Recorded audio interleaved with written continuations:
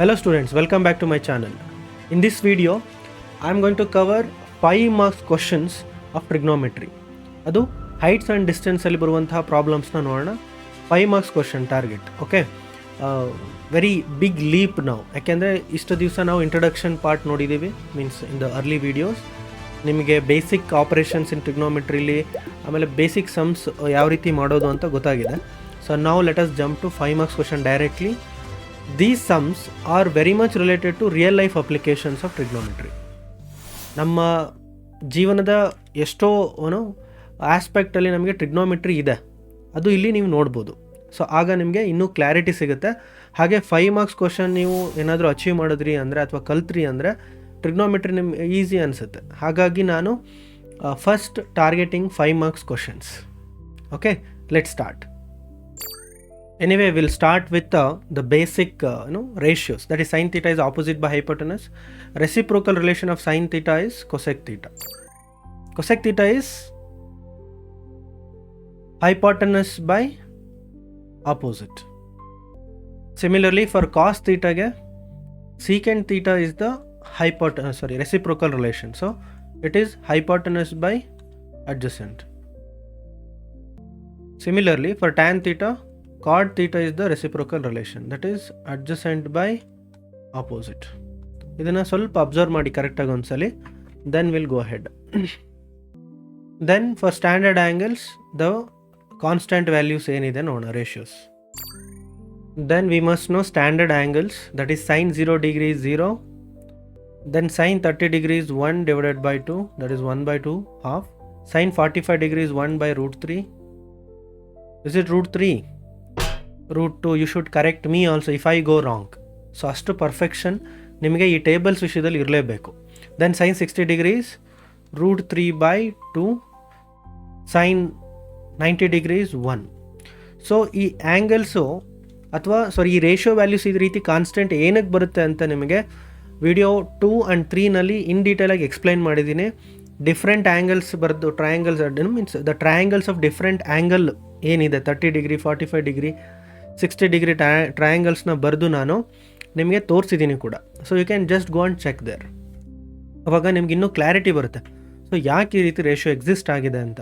Then cos 0 degrees 1, then cos 30 degrees root 3 by 2, cos 45 degrees 1 by root 2, cos 60 degrees 1 by 2, cos 90 degrees 0.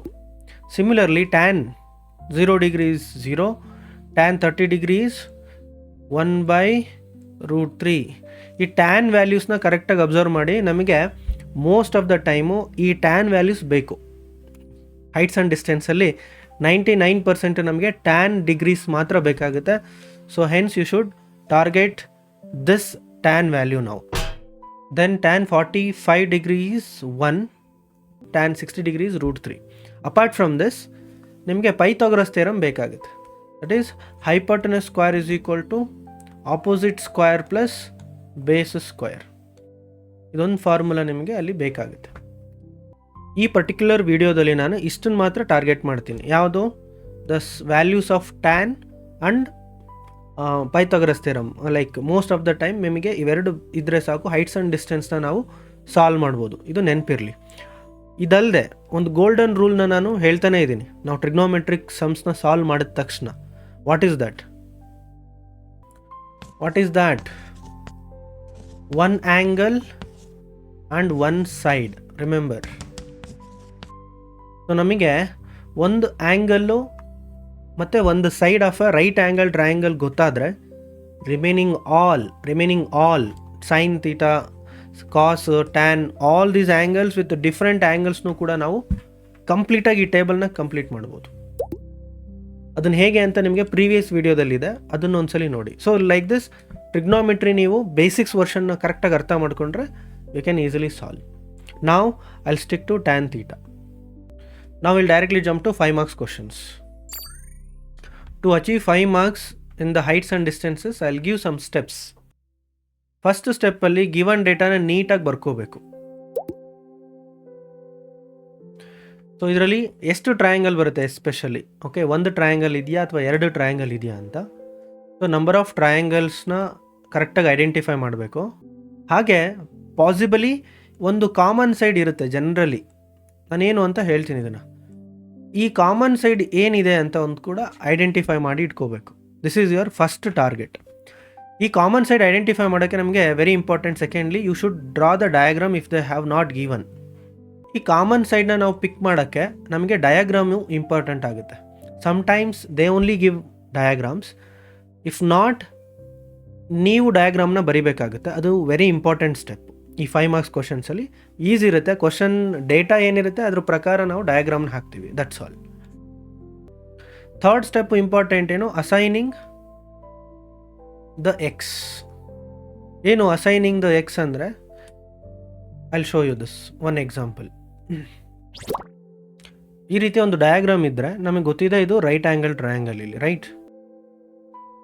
ಹಾಗೆ ಈ ಆ್ಯಂಗಲ್ನ define ಮಾಡ್ಕೋಬೇಕು. Generally ಎಕ್ಸಾಮ್ಸಲ್ಲಿ ನಿಮಗೆ ಕೊಟ್ಟಿರ್ತಾರೆ, ಸಮ್ಟೈಮ್ಸ್ ಕೊಟ್ಟಿರೋದಿಲ್ಲ. But to make you understand, I will take this as 60 degree, this as 30 degree. Given data ಏನಾದರೂ ಆಗಿರಲಿ, ನಮಗೆ ನಂಬರ್ ಆಫ್ ಟ್ರಯಾಂಗಲ್ಸ್ ಎಷ್ಟಿದೆ? First triangle is ABC, second triangle is ABD. 2 triangles are there, right. ಈ 2 ಟ್ರಯಾಂಗಲ್ಗೆ common side ಯಾವುದಿದೆ ನೋಡಿ. ಹೈಪಾಟನಸ್ ನೀವು consider ಮಾಡೋದಾದರೆ 2 ಟ್ರಯಾಂಗಲ್ದು we don't have same length, right. AC is a hypotenuse for ABC triangle, ಆಮೇಲೆ AD is the hypotenuse for ABD triangle. ಈ 2 length same ಇದೆಯಾ? Yellow colour and red line? Obviously no. So ಹಾಗಾಗಿ ಆ 2 side same ಇಲ್ಲ, ಬಿಟ್ಬಿಡೋಣ. Similarly base ಅಂತ ಬರೋಣ. Like B and BD is the base for bigger triangle.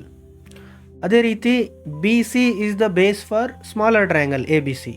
ಹಾಗಾಗಿ ಇದ್ರದ್ದು ಕೂಡ ಲೆಂತ್ ವೇರಿ ಆಗುತ್ತೆ. ಸೊ ನಮಗೆ definitely there is no similar or same side ನಮಗೆ. ಬಟ್ AB ಅಂತ ಕನ್ಸಿಡರ್ ಮಾಡಿದ್ರೆ for both the triangles we have same length. ABನೇ ಇದೆ, ನಮಗೆ ಬೇರೆ ಆಪ್ಷನ್ನೇ ಇಲ್ಲ. Understand? For ABC triangle also AB is the opposite, and even for ABD triangle AB is the same opposite side, same length. ಹಾಗಾಗಿ this common side we should recognize after drawing the diagram. Very very important step. ಈ common side ಬೇಕಾಗುತ್ತೆ. ಅದಲ್ಲದೆ next assigning the X. So in case let's say ಅವರು BC ಮಾತ್ರ ಕೊಟ್ಟಿದ್ದಾರೆ ಅಂತ ಅಂದ್ಕೊಳ್ಳೋಣ. The distance BC they have given as 10 centimetres. But ನಮಗೆ CD distance ಗೊತ್ತಿಲ್ಲ. Then how to get this? So ನಾನು ಇನ್ನೊಂದು ಸ್ವಲ್ಪ ನೀಟಾಗಿ ತೋರಿಸ್ತೀನಿ. ಈಗ ಏನು ಮಾಡಬೇಕು ಅಂದರೆ, generally I always suggest the full length ಏನಿರುತ್ತೆ ಅದನ್ನು ಯಾವಾಗ್ಲೂ ಎಕ್ಸ್ ಅಂತ ಕನ್ಸಿಡರ್ ಮಾಡಿ, X ಸೆಂಟಿಮೀಟರ್ಸ್. ಹಾಗೆ ಇನ್ನು ಗೊತ್ತಿಲ್ಲದೆ ಇರೋ ಪಾರ್ಟ್ ಏನಿರುತ್ತಲ್ವ, ಪೀಸ್, ಅದನ್ನು ಏನು ಮಾಡಬೇಕೀಗ? ಟೋಟಲ್ ಎಕ್ಸ್ ಏನಿರ್ತದೆ, ಎಕ್ಸ್ ಅಂದರೆ ಟೋಟಲ್ ಲೆಂತು. ಸೊ ಇಲ್ಲಿ ಇನ್ನೊಂದು ಪೀಸಿಂದು ಲೆಂತ್ ಎಷ್ಟಿದೆ? 10 ಇದೆ. ಸೊ ಈ ಟೋಟಲ್ ಎಕ್ಸಲ್ಲಿ ನಾನು 10 ಮೈನಸ್ ಮಾಡಬೇಕಲ್ವ to get remaining part. So that is the length of this remaining piece. So 10 centimeter is from BC. Yes or no? BC is equal to 10 centimeters. If you want to know CD, that is X minus 10 centimeters. ಹಾಗೆ ನನಗೆ total BD ಬೇಕು ಅಂತ ಹೇಳಿದ್ರೆ you have to add these two, right? ಎಷ್ಟು? 10 centimeters plus X minus 10 centimeters ಅಲ್ವಾ? So ಕೊನೆಗೆ ಏನಾಗ್ತದೆ ಅದು? ಅಬ್ಸರ್ವ್ ಕ್ಲಿಯರ್ಲಿ ಏನಿದೆ ಅಂತ ನೋಡಿ. 10 plus X minus 10. Yes or no? 10 plus into minus 10. So plus 10 minus 10 get cancels. Now only X remained. X centimeters. Andre BD X centimeters ah?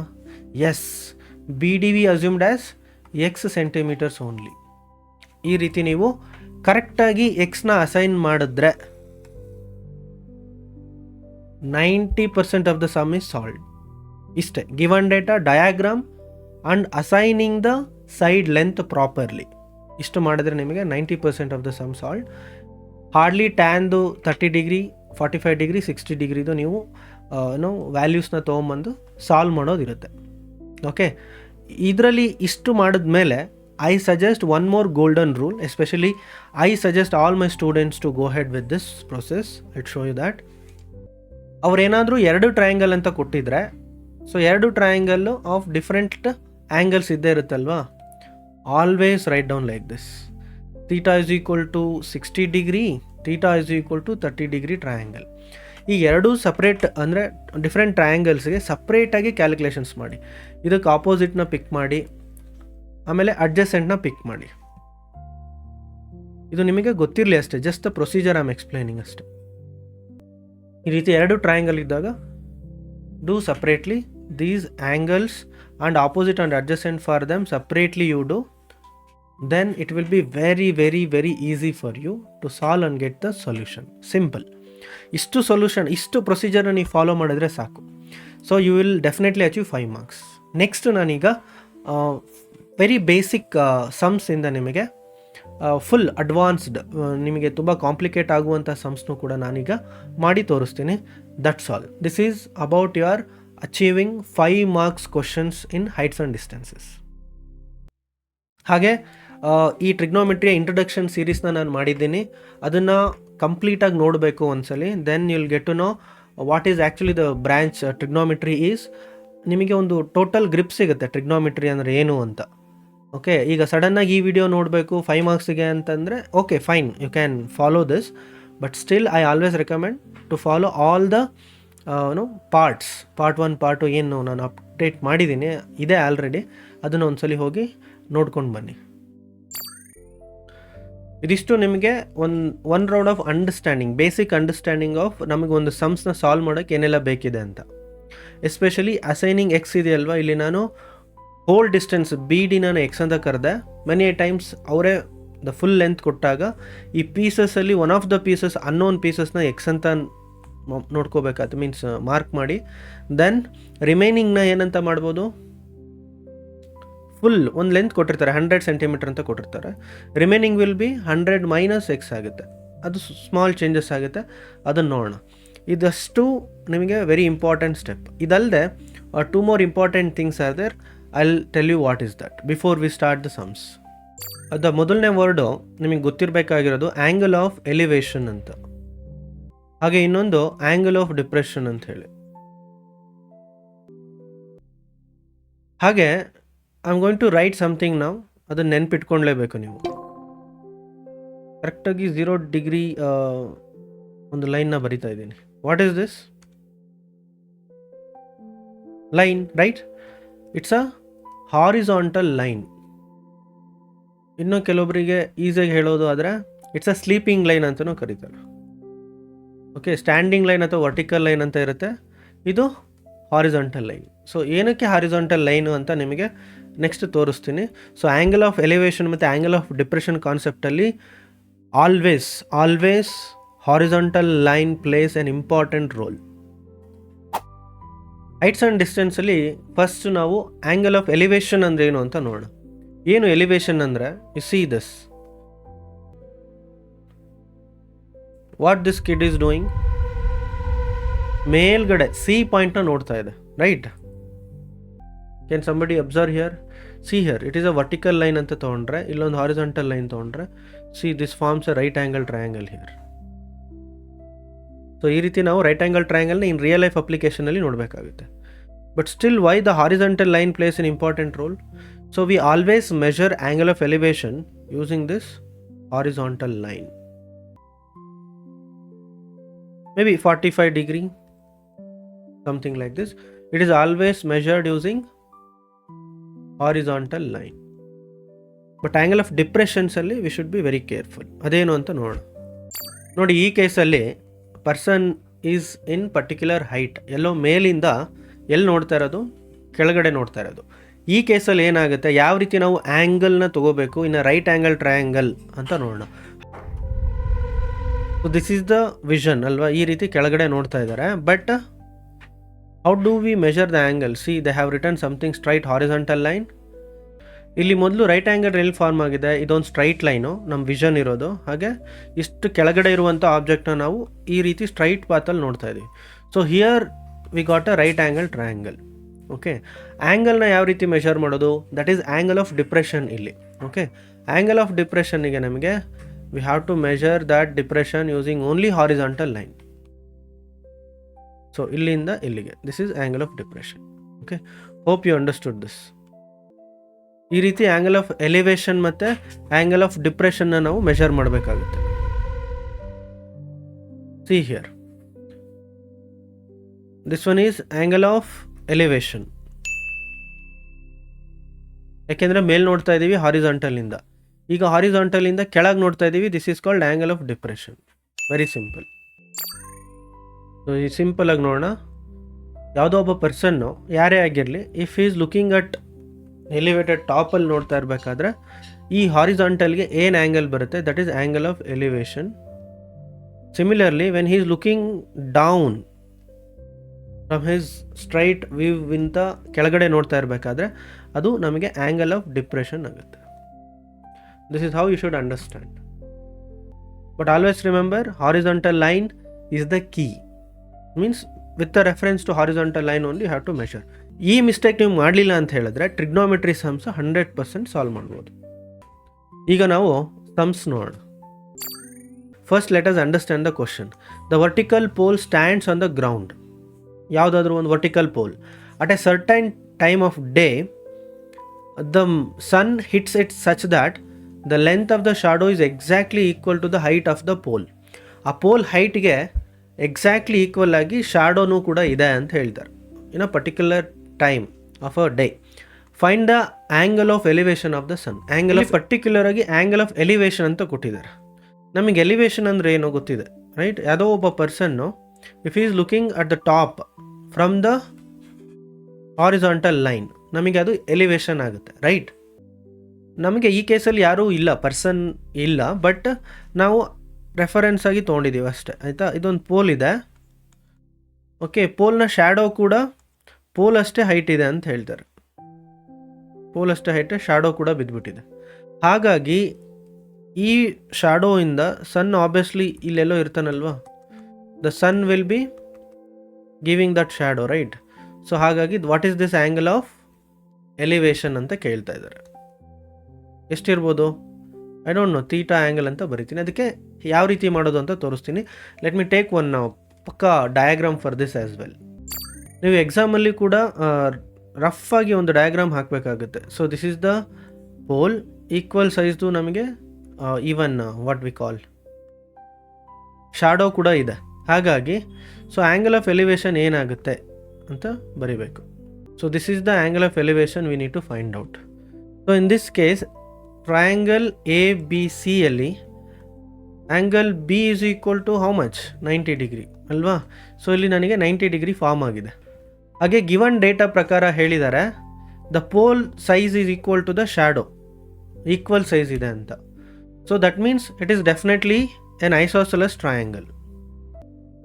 ಹಾಗಿದ್ರೆ remaining 2 angles equal ಇರಬೇಕು, ಹಾಗೆ constitute 90 degree. ಯಾಕೆಂದರೆ ಇಲ್ಲಿ already ಒಂದು 90 degree ಇದೆ. Remaining 2ರಿಂದ ನಮಗೆ 90 degree ಬಂದರೆ sum of the interior angle 180 degree ಆಗುತ್ತೆ.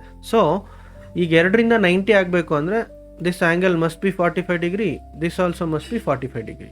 ಹಾಗಾಗಿ angle of elevation to the point A is 45 degree. Simple.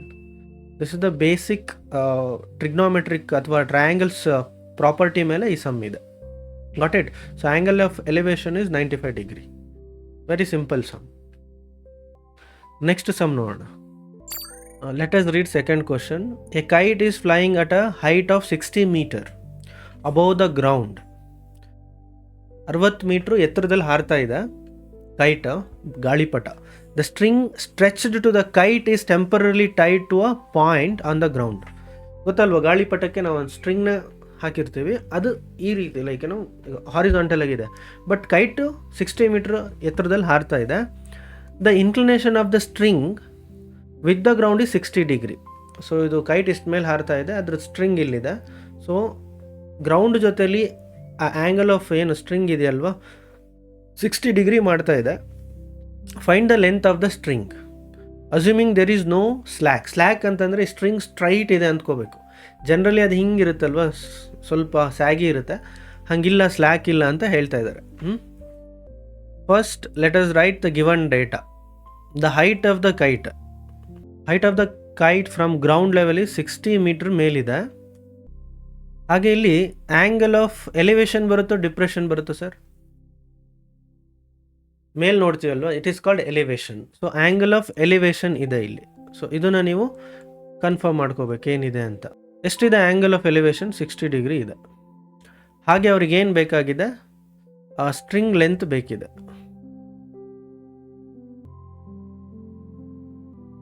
I'll get you the exact image ಇದಕ್ಕೆ ಏನಿದೆ ಅಂತ. This one is the diagram. Kite ಹಾರ್ತಾ ಇದೆ. ಎಷ್ಟು ಮೀಟ್ರ್ ಹೈಟಲ್ಲಿ ಹಾರ್ತಾ ಇದೆ ಅದು ಅಂತ ಹೇಳಿದ್ದಾರೆ? ದಟ್ ಈಸ್ 60 ಮೀಟರ್ಸ್ ಹೈಟಲ್ಲಿ ಹಾರ್ತಾ ಇದೆ. 60 ಮೀಟರ್ಸ್ ಫ್ರಮ್ ದ ಗ್ರೌಂಡಿಂದ 60 ಮೀಟರ್ಸ್ ಮೇಲೆ ಇದೆ ಕೈಟ್ ಅಂತ. ಹಾಗೆ ಈ ಸ್ಟ್ರಿಂಗ್ನ ಕಟ್ಟಿದ್ದಾರೆ, ಅಲ್ಲಿ ಸ್ಲ್ಯಾಕ್ ಇಲ್ಲ, ಸೊ ಸ್ಟ್ರೈಟ್ ಇದೆ. ಸೊ ಇದನ್ನು ನಾವು ಫೈಂಡ್ ಔಟ್ ಮಾಡಬೇಕು.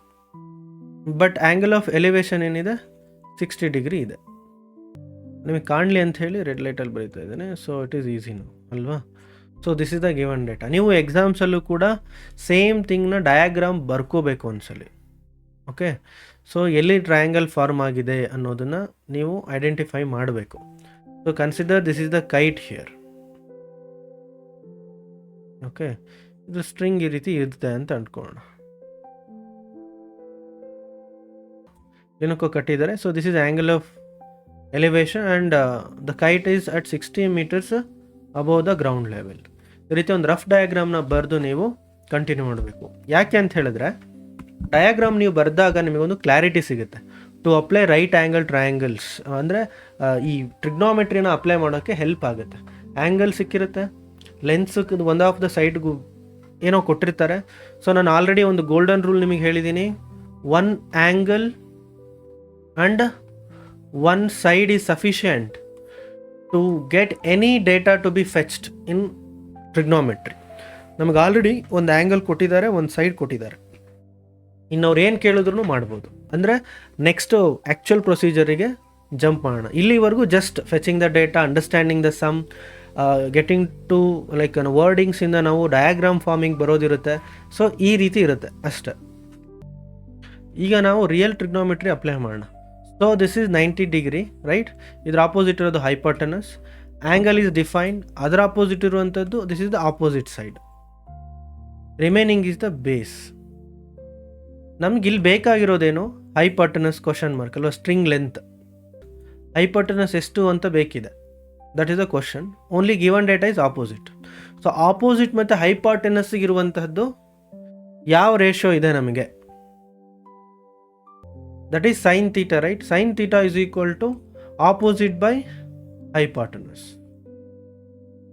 Angle is 60 degree, so that I'll write down as sin 60 degree is equal to, what is opposite here?